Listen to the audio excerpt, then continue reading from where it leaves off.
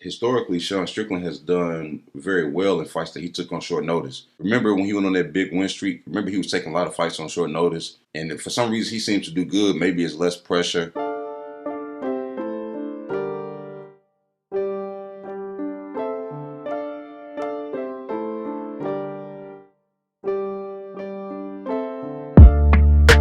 Okay, we have a switch up in the main event. Kelvin Gastelum has pulled out of the fight, and so now Strickland steps in to fight Nassourdine Imavov. And it kind of switches up the fight prediction a little bit, because with Sean's style, I can see this fight being kind of competitive.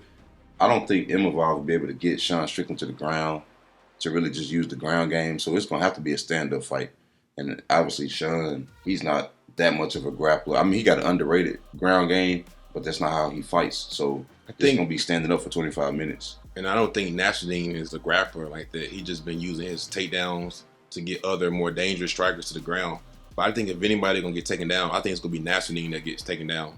Kind of like how Sean Strickland did Uriah Hall, where he just took him down repeatedly. Yeah, I can see that. And then Sean Strickland definitely not wanting to lose 3 in a row, and then how he felt about the judging in the last fight. He has somebody who they're good on the feet, but they're not as dangerous as a Cannonier. So, and the takedown defense probably is not as good as a Cannonier. So Sean should be smart here and implement some wrestling and pretty much try to get Nassourdine to the ground. I don't think he'll submit him there. I don't think he'll TKO him or anything, but just get him there and secure rounds. I can see that happening, but at the same time, man, Nassourdine he's doing his thing right now. But this is a big step up in competition, though, I will say, for Nassourdine. Like, he's on a 3-fight win streak, but all these people that he fought, Sean would have beat him too, more than likely. So, and I'm looking at that Joaquin Buckley fight where Joaquin kind of dropped the ball. I don't know why he didn't make any adjustments after the first round. That was a winnable fight for Joaquin. He really dropped the ball. And Joaquin is not elite. He's not with the top tier guys in the middleweight division, like the guys in the top 10. Yeah. But another thing I was going to say is with Sean Strickland, I think his style can benefit him against Nassourdine more so in the Cannonier fight. Yeah. Because Jared doesn't slow down. And I think Nassourdine kind of slows down a little bit in the second and third round. So I think Sean can actually implement that same game plan against Nassourdine that he tried to do against Cannonier. Yeah. And I think it may actually work. If he can get Nassourdine in the third and fourth round and do to him what he did to Brandon Allen, yeah, he might be able to might actually get him out of there, especially if you start factoring in the cardio. You start getting into rounds 4 and 5. And I think their styles are kind of similar. Their striking is similar, but the difference is it's clear as day that Nassourdine kind of paces himself and he likes to fight a certain type of way. You remember what you said on the last prediction? You said that Nassourdine, he likes to be the one in control. Yeah. Even with the takedowns, he likes to be the one who is on top. Even like with a crucifix or whatever, he don't like to be the one on his back. The only thing is with Nassourdine, he's really almost undefeated because he didn't really lose that Phil Hall's fight. That's why I was looking at it and about to do like a devil's advocate case for Nassourdine, because his only loss in the UFC is like a majority decision. Yeah, that was weird because Phil was barely taking him down, holding him down, but then on the feet, he was getting hurt almost every round. How did you win that fight? And to this day, I don't want to get sidetracked, but then it was a mistake because then look at Phil today. And it's like you sacrificed one guy who could be undefeated just for another guy who's dropping the ball. But yeah, I think definitely in the later rounds, Sean should be able to take over. And another thing is, if Sean loses this fight, I think he's going to get put in the category of fighters who are entitled, like that Marvin Vettori category, because they're better than fighters outside of the top 10, but at the same time, they can't really beat the elite of the elite guys. Or certain rising stars who kind of about to start replacing some of these top 10 guys. Yeah. You got some guys kind of on their way up there, and then you got some guys on their way out. So it's like, I think this is good. He took this fight real quick. That shows that he really want to get back in the win column. Yeah. So like if you would have waited, a lot of times fighters wait and it hurts them more so when you come off a loss. And one thing is, historically, Sean Strickland has done very well in fights that he took on short notice. Remember when he went on that big win streak? Remember he was taking a lot of fights on short notice, week or two notice. And for some reason he seems to do good. Maybe it's less pressure. Maybe it's just more you can jump right in. But man, I can see him and Nassourdine trading rounds 1 and 2. And then around 3, even if Nassourdine wins, I think he starts to slow down. I can see Sean taking rounds 4 and 5. I just don't know what Nassourdine's heart looks like once he's real exhausted in like around 4 or 5. Because like with Josh Emmett and Calvin Cato, I assumed that Josh would get tired. But then he actually was able to get one of those, like maybe that 4th round or something, even though he was tired. And I was like, huh. The only thing is the difference between Josh Emmett and Nassourdine is they train differently. If I'm going to just be honest, Josh Emmett just trains like a monster.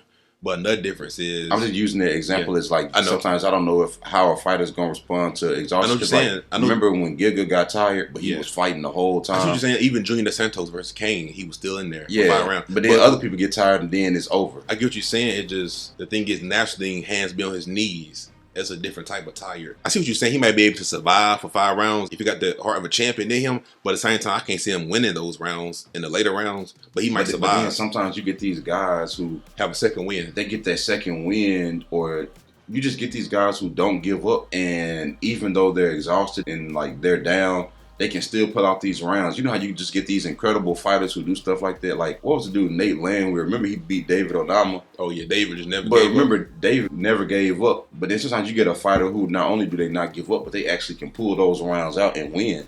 And it's like, how in the world did you manage to survive it? So I guess they just kind of test their mettle to see if they can go to the next level. And that's what this fight will be for Imavov. It'll be a test because Sean is going to be in your face the entire 25 minutes. And he knows he has to do more now because the judges, they're not really scoring it like that for him no more. He was never able to get anything going against Alex in the first place. And then against Jared, I guess they've been calling Sean a jab merchant, where it's like 90% of his arsenal is him just flicking out a jab out there. You're not setting up a 1-2. It's not a jab and a left hook or a jab and something to the body. It's just a jab. I don't have an issue with that. But jabs. The judges do.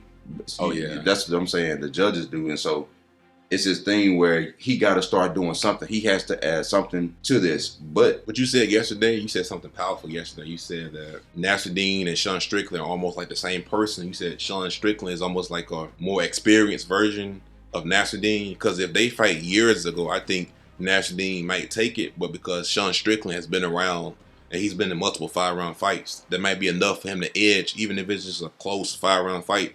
There might be enough for him to like just win certain like sequences or moments in the fight. Because for Sean, that experience has to come into play. He just fought Alex Pereira and he just lost a split decision to Jared Cannonier. I mean, it don't get no worse than fighting a champion though. And then the next guy on the list who got knockout power, if they touch you once, it's over. So I would imagine Sean get more aggressive. Has learned something from those fights and should be able to use that here to have a major advantage. And also in his last fight, he was coming off a knockout loss. So it was... You're a little bit more tentative. Yeah, it was more like realistic for him to not come out aggressive and get knocked out again. But now, because he lost a close fight that a lot of people thought he won, maybe he can get more aggressive and actually come out and get the finish. But don't get too aggressive and then get finished again. It's like you still got to find that balance of do a little bit more, but not put yourself in a dangerous position to where you can get caught with something. But, man, it's hard for me to pick against Nassourdine for some reason. You got the talent, man. It just seems like he's one of those guys, man, that is like a dark horse. I don't know, man. Something about him. I'm just not going to pick against him. It seems like he has a high ceiling.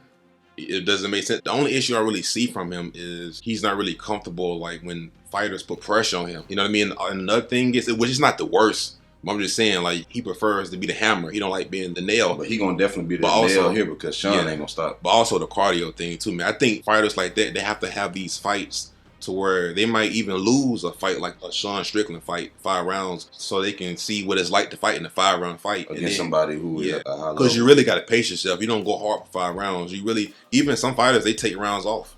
They might win the first one, take the second round off, and then do that, and then methodically. It's not no joke. But I don't think his fighting style, him pacing and stuff, the way he do, he kind of paces stuff in a 3-round fight. I think he might be able to go 5 rounds. He only 27? Yeah. Wow. I think he's able to go 5 rounds, but I don't think he's going to be able to win those rounds. But also, let me see, he's 6'3", Sean's 6'1". But Sean fights longer, though. I wonder who got the reach advantage. What's his reach? Yeah, that's what I thought. 76 and 75. What, the same? It's going to be a light heavyweight. That's interesting. But it's going to be a catchweight because I didn't know that. Yeah. Oh, man, that means Sean going to be bigger. But that means Whatchcom don't have to lose as much weight either. So that's going to help with the cardio. Average fight time is almost similar. Everything seems similar. The only difference is who Sean done fought against, man. His numbers are like that against the Jared Cannoniers. And look how many strikes Sean absorbed. Almost double the strikes. You got to understand, he fought Jared Cannonier, though. You gotta understand that. Jared didn't hit him that much. It's just the few times he hit him, it was like big bombs. No, I'm saying the level of competition. Oh yeah. You can't compare it to Joaquin Buckley, man. No offense. Hey, but one thing here, Sean Strickland got 62% takedown accuracy. But he might need a finish to win this fight, if I'm gonna be honest. Who? Nassourdine, because I think Sean need a finish too. I think Sean needed for his stock, for his value, but I think Nassourdine needs it to win because there's no way he can win a decision over Sean Strickland, man. I think Sean might be the one fighter in the UFC you're least likely to win the decision against. Yeah, especially right now after what just happened. Yeah, man, he got to get the finish, man. He might have to hurt Sean, but Nassourdine is dangerous. So who you picking? I think Sean gets the finish, man. He's bigger. I didn't know this. Apparently, this is a light heavyweight. But yeah, Sean is gonna be bigger.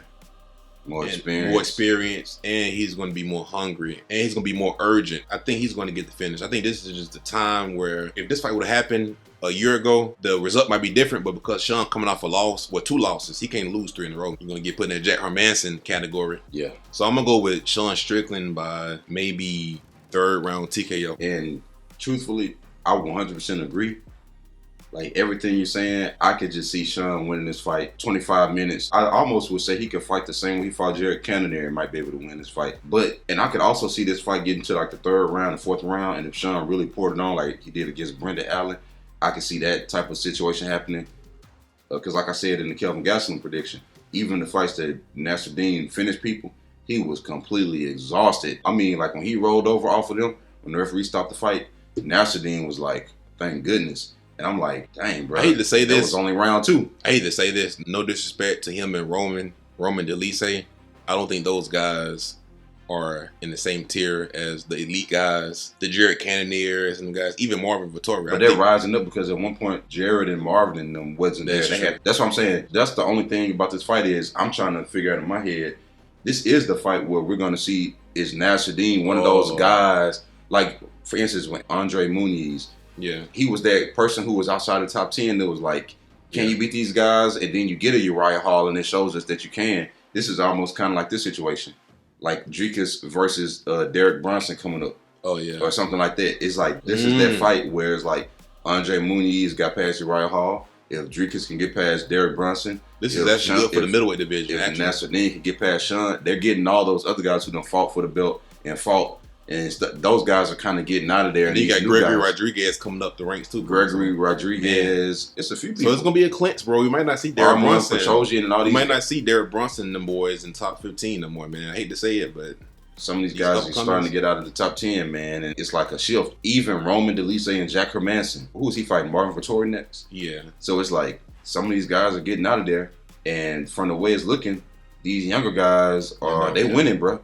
Or these guys that's coming through, like Dricus and Roman and Andre, these dudes getting them out of there. The Marvin Vettori is losing, man. They losing multiple fights in a row, and it's like, man, they might not be in the top 10. So I'm going to go with Nassourdine, man. But I can 100% see Sean winning this. I just want to make it clear. But I just got to pick Nassourdine, man.